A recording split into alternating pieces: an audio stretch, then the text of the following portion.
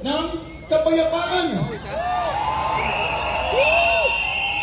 Ayaw natin ng giyera. Kaya isa sa ating panawagan, peace, not war. Kapayapaan, hindi giyera.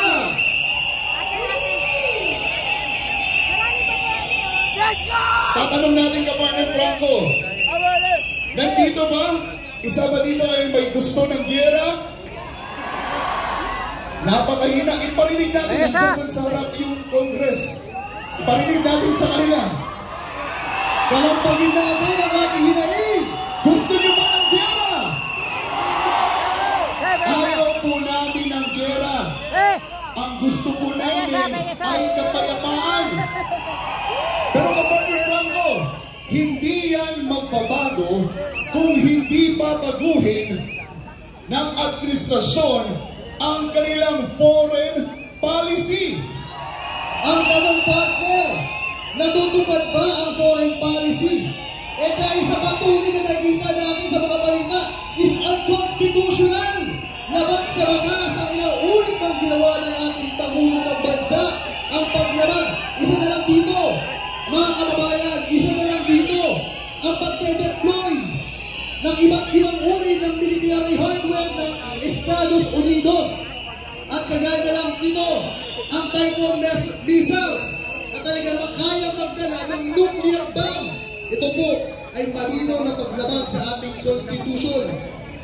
Kaya bilang mga Pilipino, huwag po nating pahintulutan na masalanta at maperwisyo ang bansang Pilipinas dahil sa isang giyera na hindi natin hinahangad.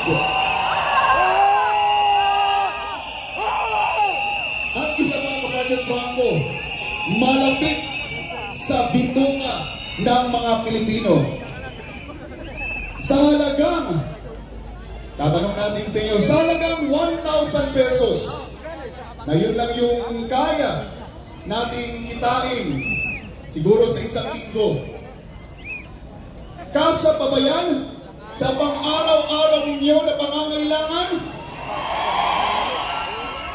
Ang hina, kasya pa ba yan sa iyong mga pangangailangan? Bilang mga Pilipino, kailangan natin ng maayos at ligtas na pamumuhay. Abot kayang mga bilihin at maliwanag na kabuhayan at hanap buhay. Correct. Paano yan, partner? Nakikita natin tila yung mayaman ay interest lang ng mga nasa oligarking pamamahala. Isa na lang dito, ano ba ito? Ang mga farmers, ang ating mga kababayang magsasaka. Sino ba ngayon ang nagkakaroon ng power? Hindi ba yung malalaking kumpanya? Kaya nakikita natin isang malinaw na paglabag hindi lang sa karapatan ng bawat Pilipino, bagkus sa ating demokrasya na ngayon ay isang kamamaraanan para isigaw ng bawat mamamayan na hindi ito pagmamay-ari ng Pangulo ng Bansa. At isa rin nga sa tumatak sa ating mga kababayang Pilipino, yung tanong nila sa kada araw, nasa na ba ang 20 pisong bigas? Ayan, partner. Wala na! May nabili ba kayo na 20 pesos na bigas? Sabi nila, mga sinungaling daw kayo. Merong 20 pesos. 1/4 na kilo na bigas mabibili sa 20 pesos. Kaya isa sa ating mga panawagan ay abot kayang mga bilihin at maliwanag na hanap buhay sa bawat Pilipino. Correct. Yan yung isa rin sa kinakailangan natin. Ang pagtas, dahil marami sa ating mga Pilipino ngayon ay talaga naman nakakailangan ng trabaho. At isa sa problema ngayon na kinakailangan tutukan ay yung bigyan ng trabaho bawat Pilipino. Dahil ang pagtaas ng presyo ng mga bilihin ay talaga naman malinaw naman na hindi na ata bababa pa ito dahil pataas at pataas, kapartner. Kaya nakikita naman natin, isa lang to, ang problema ng pagtaas ng presyo, sinabayan pa ng pagtaas ng kriminalidad. At syempre, kapartner Franco, isa rin sa ating ipinananawagan ay huwag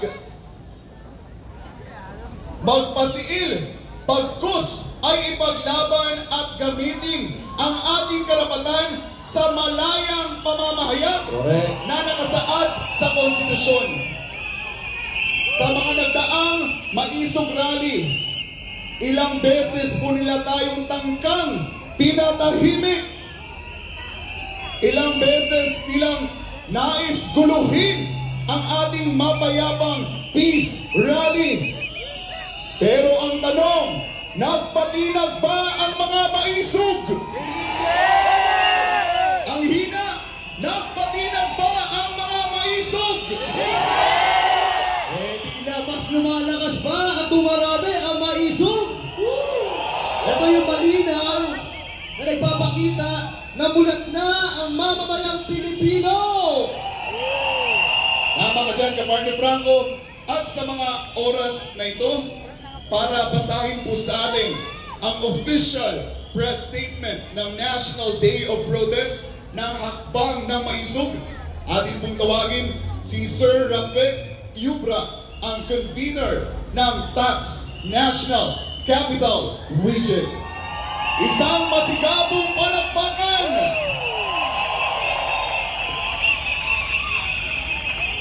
Magandang hapon, Pilipinas!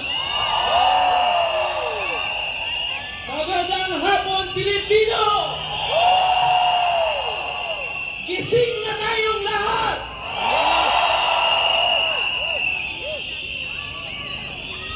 Ako po ay binigyan ng assignment ngayong hapon na basahin sa ating lahat ang statement ng hukbong ng Maisog TAPS Coalition for today's National Day of Protest.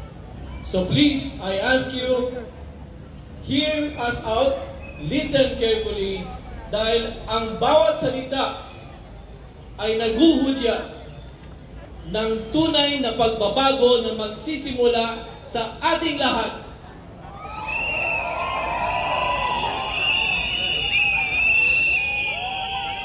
Sobra ka na, BBM!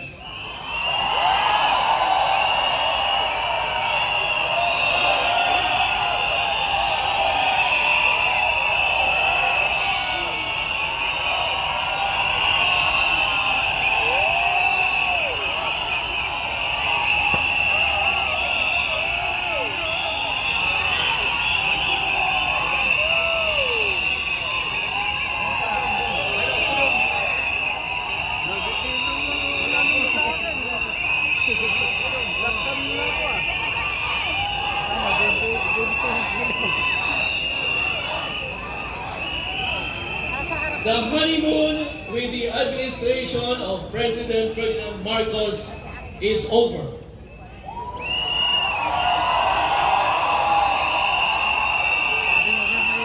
Ilabas na yan! For 2 years, the nation tried to keep up with all his shortcomings and excesses with the hope that it was just a part of the adjustment period with a new president and a new administration. Not anymore.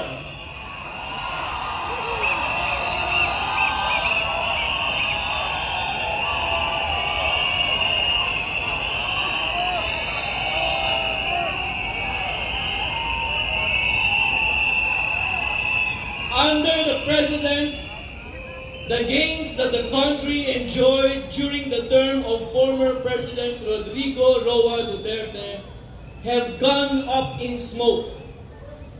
In just 2 years, President Marcos caused the peso to drop to 58.8 pesos against the dollar amid legitimate fears that it will devalue even more.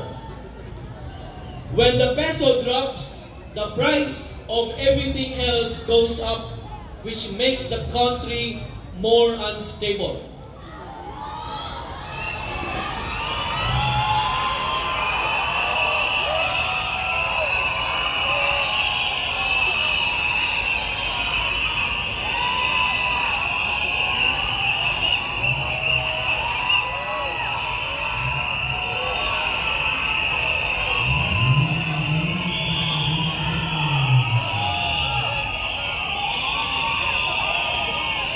Government bureaucracy has gone to the dogs with vital appointments, especially in cash-rich and money-making agencies, having to go through, first, Lady Lisa Marcos.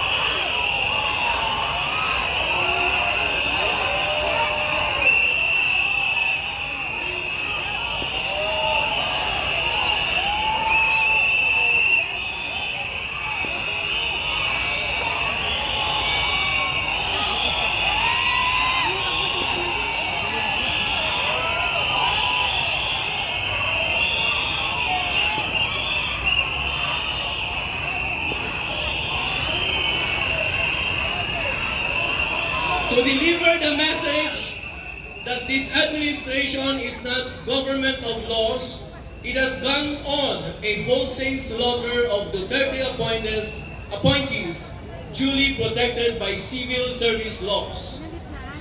The Marcos administration has thrown professionalism away by running it on a whim.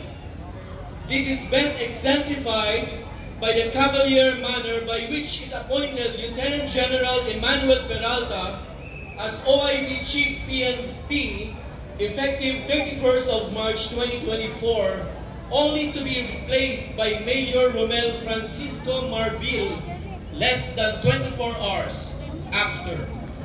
It was a slap on the face not only on General Peralta but on the entire PNP hierarchy, and a warning that this administration will and can do anything on a whim.